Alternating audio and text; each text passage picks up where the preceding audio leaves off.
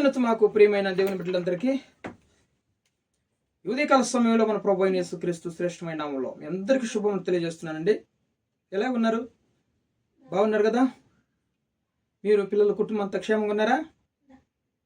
క్షేమంగా ఉన్నారని మేము నమ్ముతున్నాం. ఎందుకంటే అనుదినం కూడా తప్పక అందరి కోసం మేము ప్రార్థన చేస్తూ ఉంటాం కాబట్టి దేవుడు మన ప్రార్థన ఆలకించే దేవుడు, శివయజ్ఞ ఆలకించే దేవుడు ఆయన. కాబట్టి ఆయన పరిశుద్ధ నామానికి మహిమ కలుగును గాక. దేవుడు నిండుకాల సమయం అంతా కూడా మనం కాచి కాపాడి ఈ దినమును మనకు బహుమానంగా కానుక ఇచ్చినాడు కాబట్టి ఆయన పరిశుద్ధ నామానికి మహిమ కలుగును గాక. ఈ ఉదయకాల సమయంలో మనం దేవుని వాగ్దానం కోసం ఎదురు చూస్తున్నాం కదా. పరిశుద్ధ గ్రంథాలు తెరిచినట్లయితే కీర్తనల గ్రంథంలో నుంచి 34వ అధ్యాయము చూడండి, 15వ వచనం. కీర్తనల గ్రంథంలో నుంచి 34వ అధ్యాయము 15వ వచనంలో, యెహోవా దృష్టి నీతిమంతుల మీద ఉన్నది, ఆయన చెవులు వారి మొరలకు ఎగ్గి ఉన్నవి. Praise the lord. దేవుని నామానికి మహిమ కలుగును గాక. మంచి వాగ్దానం అండి. చూడండి, దేవుని యొక్క దృష్టి నీతిమంతుల మీద ఉన్నదంట. ఆయన చెవులు వారి మొరలకు ఒగ్గి ఉన్నది. చూడండి, నీతిమంతులు ప్రార్థించినప్పుడు యెహోవా దేవుడు ఆలకిస్తాడంట. ఆయన చెవులు ఎప్పుడు కూడా వారు పెట్టే మొరలకి, వారి యొక్క ప్రార్థనకి, వారి కన్నీటి ప్రార్థన, మొరపెట్టడం అంటే ఏంటి చెప్పండి? కన్నీటి ప్రార్థన, దేవుని బ్రతిమాలుకోవడం. ఆ ప్రార్థనలకి ఆయన చెవులు మొరలకి మరి ఎగ్గి ఉంటాయంట, ఆలకిస్తూ ఉంటాడంట దేవుడు ఖచ్చితంగా. మరి నీతిమంతులుగా మనం ఉన్నప్పుడు మన ప్రార్థన చూడండి, నీతిమంతులు మొరపెట్టగా యెహోవా ఆలకించెను అని దేవుని లేఖనాలు తెలుస్తున్నాయి కదా. మరి దేవుని యొక్క దృష్టి నీతిమంతుల మీద ఉన్నది. నీతిమంతుడు అంటే దేవునికి ఇష్టం కదా. పాపిని కూడా ప్రేమిస్తాడు, కానీ నీతిమంతులు అంటే దేవునికి ఇష్టం. నీతిమంతులు పాపంలో పడిపోకుండా ఆయన దృష్టి ఎప్పుడు కూడా మనల్ని కాపాడుతూ ఉంటుంది అనమాట. ఆయన చూస్తూ ఉంటాడు. తప్పుడు మార్గంలో వెళ్ళకుండా ఆయన సరైన మార్గం నడిపిస్తూ ఉంటాడు. మనల్ని గద్దించి, చూడండి, దేవుడు ప్రేమించే వారిని ఆయన గద్దించి సరైన మార్గం నడిపిస్తాడంట. దేవుడు ప్రేమించేవారిని, నీతిమంతుల్ని. అలాగే నీతిమంతుల మీదనే ఆయన దృష్టి ఉంటుంది అనమాట. మరి అన్ని జనులు వేరే వాళ్ళ మీద, తప్పులు చేసే వాళ్ళ మీద, పాపాలు చేసే వాళ్ళ మీద ఆయన దృష్టి ఉంటుందంటే ఉంటుంది, కానీ దేవుడు పట్టించుకోడు. పాపాలు చేస్తారు, చేయండి, ఎన్ని రోజులు చేస్తారు, చేయండి అని మరి దేవుడు వాళ్ళని పట్టించుకోకుండా ఉంటాడు. కానీ నీతిమంతుల మీద ఆయన దృష్టి ఎప్పుడు కూడా ఉంటుందంట. ఆయనకి మరి బిడ్డలు తప్పిపోతుంటే, తప్పుడు మార్గంలో వెళ్తుంటే ఆయనకి ఇష్టం కాదు. ఆయన సరైన మార్గంలో నడిపించాలని, ఇంకా ఒక మరి ఉన్నతమైన స్థితికి, ఒక లెవెల్కి రావాలని మన పట్ల ఆయన దృష్టి ఉంచి మనం నడిపిస్తూ ఉంటాడు నిరంతరం. దేవుని నామానికి మహిమ కలుగును గాక. అంటే నీతిమంతులు మొరపెట్టగా దేవుడు ఆలకిస్తాడు, వారి శ్రమలంట్లో విడిపిస్తాడు. ఎందుకంటే మన ప్రార్థనకు చెవియొగ్గున్నాడు కాబట్టి, ఆయన ఆలకిస్తున్నాడు కాబట్టి ఆయన మన శ్రమలంట్లోంచి విడిపిస్తాడు ప్రార్థన ఆలకించి. మలాకి గ్రంథంలో 3:16 ఏముంది? యెహోవా యందు భయభక్తులు గలవారు ఒకరితో ఒకరు మాట్లాడుతుండగా ఆయన చెవియొగ్గి ఆలకిస్తారంట కదా. అవును, మన ప్రార్థనలకి, మన మాటలకి నీతిమంతులు మరి దేవుని యందు భయభక్తులు గలవారు ఏం మాట్లాడుకుంటారు? దేవుని గురించి మాట్లాడుకుంటారు. ఆయన పరిశుద్ధ నామం ఎలాంటిది, దేవుడు ఏమైనాడు, ఏం వాక్యం మాట్లాడినాడు, ఎలాగ జరిగింది ప్రార్థనలు అని ఈ విధంగా ఒకరినొకరు ఎంకరేజ్ చేసుకుంటూ మరి దేవుని యందు భయభక్తులు గలవారు ఆ మాటలే కదా మాట్లాడతారు. వారు మాట్లాడుతుంటుండగా ఏం మాట్లాడతారని పరలోకం నుంచి ఆయన చెవియొగ్గి ఆలకిస్తూ ఉంటాడంట. ఆయన దృష్టి అంతా కూడా దేవుని భయభక్తులు గలవారి మీద ఉంటుందంట. దేవుని నామానికి మహిమ కలుగును గాక. ఈరోజు నేను సరైన మార్గంలో నడిపిస్తాడు ఆయన.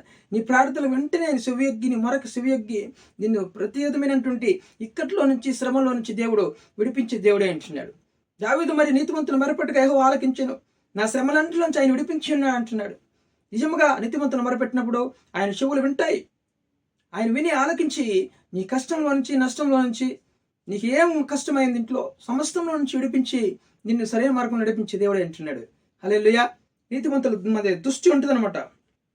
అంతేకాకుండా యెషయా గ్రంథంలో చూడండి, 66వ అధ్యాయము 2వ వచనంలో చూడండి, అవన్నీ నా హస్తకృత్యములు, అవి నా వలన కలిగినవి, యెహోవా సెలవిచ్చుచున్నాడు, ఎవడు దీనుడై నలిగిన హృదయం గలవాడై నా మాట విని వణుకుచుండునో వానినే నేను దృష్టించుచున్నాను. Praise the Lord. హల్లెలూయా.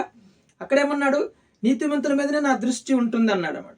ఇక్కడేమంటే, ఎవడు దీనుడై నలిగిన హృదయం గలవాడై నా మాట విని వణుకుచుండునో వానినే నేను చూస్తున్నాను, దృష్టి పెట్టినాను వాడిపైన. నలిగిన హృదయం అంటే మరి నలిగిన హృదయం నీతిమంతులకు ఉంటుంది. ఎవరైనా బాధపడుతుంటే నలిగిన హృదయం, అయ్యో పాపం అనే వాళ్ళు నీతిమంతులే. మరి వాళ్ళటపోతే మాకెందుకు అనుకుంటారు వేరే వాళ్ళు. నలిగిన హృదయం లేనివారు, నీతిమంతులుగా లేనివారు వాళ్ళెందుకు పోతే మాకెందుకులే అనుకుంటారు కదా. మరి నలిగిన హృదయం వాళ్ళు ఎవరు? అయ్యో పాపం అనేవాళ్ళు, నలిగిన హృదయం, మరి నలిగి విరిగి వాళ్ళు దేవునిలో మరి చాలా పాటలు పడేవాళ్ళు, ప్రార్థించేవారు. నలిగిన హృదయం వాళ్ళకి చూడండి చాలా బాధకరంగా బాధపడి వాళ్ళు నలిగిన హృదయం గల ఉంటారన్నమాట. వాళ్ళ హృదయం వాళ్ళ మనస్సంతా నలిగిపోయి ఉంటుంది. ఎందుకంటే ఎందుకు మనం ఇలా ప్రార్థిస్తున్నా కూడా మనకి ఎందుకు శ్రమలు? అనుజనులు ఎంత బాగున్నారు, నలిగిపోయిన హృదయం గలవారు అంటారు. తృణీకరించే వాళ్ళు ఎంతోమంది ఉంటారు. అలాగ తృణీకరించబడి నలిగిన హృదయంగా కలవారు ఉంటారు కదా ప్రజలు. వారినే నేను దృష్టిస్తున్నాను. నా మాట విని వణుకుచుంటారు. ఎవరైతే దేవుని మాట విని వణుకుచుంటారో, దేవునికి భయపడాలంటే దేవునికి చాలా ఇష్టం, వారినే దేవుడు దృష్టిస్తూ ఉంటాడంట.